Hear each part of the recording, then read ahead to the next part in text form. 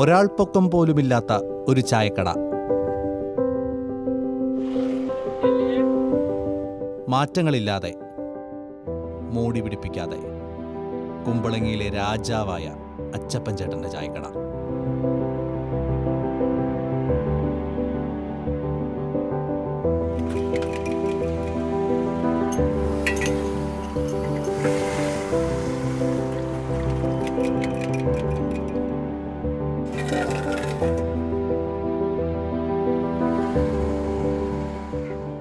എൻ്റെ അപ്പന് ചായക്കടയായിരുന്നു. അപ്പൻ്റെ ചായക്കടയിൽ നിന്ന് ഞാനങ്ങനെ ഒരു 10 പൈസ കഴിഞ്ഞപ്പോൾ എനിക്ക് സ്വന്തമായിട്ട് ഒരെണ്ണം തുടങ്ങണമെന്ന് തോന്നി. അവിടെ ഇരിക്കുന്ന രൂപങ്ങൾ അതൊക്കെ അന്നുള്ളത് തന്നെ ഇന്നും ഒരു മാറ്റവും. ആ കടയിൽ അന്ന് ഞാൻ തുടങ്ങുമ്പോൾ ഉള്ളത് തന്നെ ആ കട ഒരു പുരോഗമനം വന്നിട്ടില്ല, അങ്ങനെ കരണ്ട് പോലും ഇല്ല.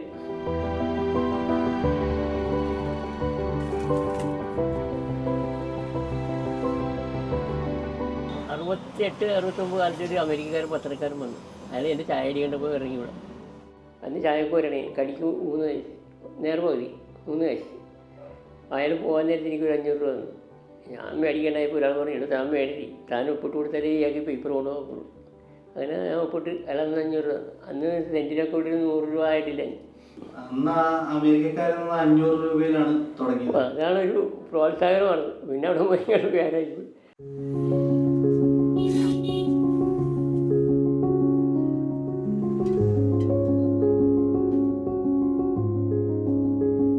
അത് കഴിഞ്ഞ് കൊല്ലങ്ങൾ കഴിഞ്ഞപ്പോൾ ഞാൻ കല്യാണം കഴിച്ചു. പിന്നെ ഞാനും ഭാര്യയും കൂടി കല്യാണം കഴിച്ചപ്പോഴാണ് കടക്കൊരു വിചാറ് വന്നത്. ഞാൻ ഒറ്റക്കായിരുന്നില്ല, തുറക്കും ചെറിയ കടിയൊക്കെ ഉണ്ടാവും. കല്യാണം കഴിഞ്ഞ് ഭാര്യ വന്ന് അയാളാണ് ഇതിൻ്റെ പ്രോത്സാഹനം തന്നത്. നമ്മൾ പറഞ്ഞ പലഹാരം അപ്പം തന്നെ ഉണ്ടാക്കി തരും, ഓർഡറൊക്കെ വരും. എന്തിനെങ്കിലും ഓർഡർ വന്നാൽ അപ്പം തന്നെ ഓർഡറൊന്നും പിടിയല്ല, ആ കടയിട്ട് തന്നെ എല്ലാം ശരിയാക്കി കൊടുക്കും. പിന്നെ നമ്മൾ വെള്ളയപ്പം ഉണ്ടാക്കാൻ തുടങ്ങി. പാലപ്പൊന്നും അത് പിന്നെ പേരും പെരുമയായി. അങ്ങനെ പത്രക്കാരൊക്കെ വരും. അങ്ങനെ ഒരു പത്രക്കാരിലത്തെ ഒരു ഫോട്ടോയ്ക്ക് കൂടിയിട്ട് പോട്ട്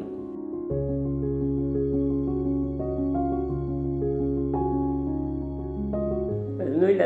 ഞങ്ങൾക്ക് ഇങ്ങനെ പിള്ളേരെ വളർത്തി വലുതാക്കണമെന്നുള്ള ഞങ്ങളുടെ 2 കൊല്ലം മനസ്സിലായിരുന്നു. പിള്ളേരെ പഠിപ്പിച്ച് വലുതാക്കി ഉയർന്ന സ്ഥാനത്ത് എത്തിക്കണം. അതുപോലെ ദൈവം സഹായിച്ച് ഒരുമാരൊക്കെ സ്ഥലത്തൊക്കെ ഞാൻ എത്തിച്ച്. ഒരാൾ ഓനിലായി, ഒരാൾ ബാങ്കിലായി, മോളെ കെട്ടിച്ച്. അങ്ങനെ എൻ്റെ ചെറിയ പ്രായം കൊണ്ട് വലിയ കാര്യം ഞാൻ ചെയ്തിട്ടുണ്ട്.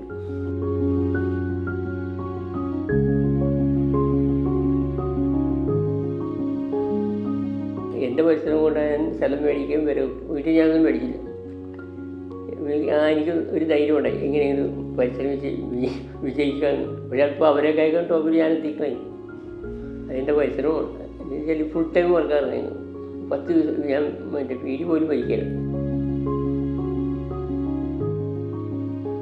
പഴയതിനെ ഒന്നും മറക്കാതെ കഠിനാധ്വാനം മാത്രം കൈമുതലാക്കി അയാൾ പണിതുയർത്തിയ ആ സ്വർഗത്തിലേക്കുള്ള പോക്കാണിത്.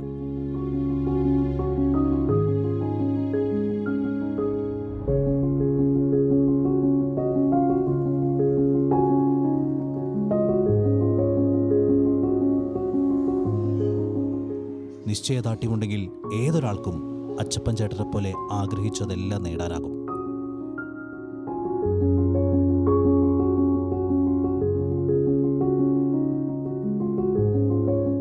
സാധാരണ ഇപ്പോഴത്തെ ചായ കുട്ടിയൊന്നുമല്ലേ ഈ പൊക്കിയൊന്നുമില്ല.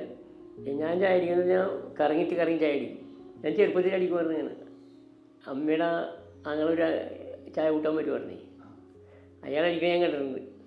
ഞാനങ്ങനെ ചെറുതായിട്ട് അടിച്ചടിച്ചെന്ന് പോകുമ്പോൾ അയാളൊക്കെ ടോപ്പിലൊക്കെ കറങ്ങിയൊക്കെ അടിക്കും. മറ്റേ കറങ്ങിയല്ല, പക്ഷേ അയാൾ നീട്ടടിക്കുമായിരുന്നു.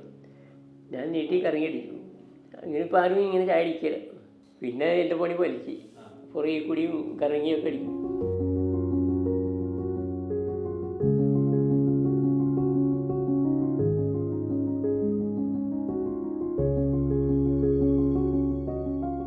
കൊച്ചു ഓടിക്കരുതെന്ന് പറഞ്ഞ് കൊടുത്തപ്പോൾ ചില ആൾക്കാർക്ക് ഒരു ബുദ്ധിമുട്ടായിട്ട് തോന്നി. അപ്പോൾ ആ ചാനലുകാരൻ പറയും, ഒരു ചായക്കടക്കാരന് പ്രധാനമന്ത്രിയാണെങ്കിൽ പിന്നെ ഇയാൾക്ക് ഇതുകൊണ്ട് ഈ ചായക്കടക്കാരൻ ഇങ്ങനെ പഠിച്ചിട്ടായതുകൊണ്ട് ആകാൻ പാടില്ലെന്ന് ചോദിച്ചു. അങ്ങനെ അത് ആൾക്കാർക്കൊരു പുച്ഛപാട് തോന്നി. അപ്പോൾ അയാൾ പറഞ്ഞു, ഒരു ഫുട്പാത്ത് ചായക്കടക്കാരനാണ് ഇപ്പോഴത്തെ പ്രധാനമന്ത്രി.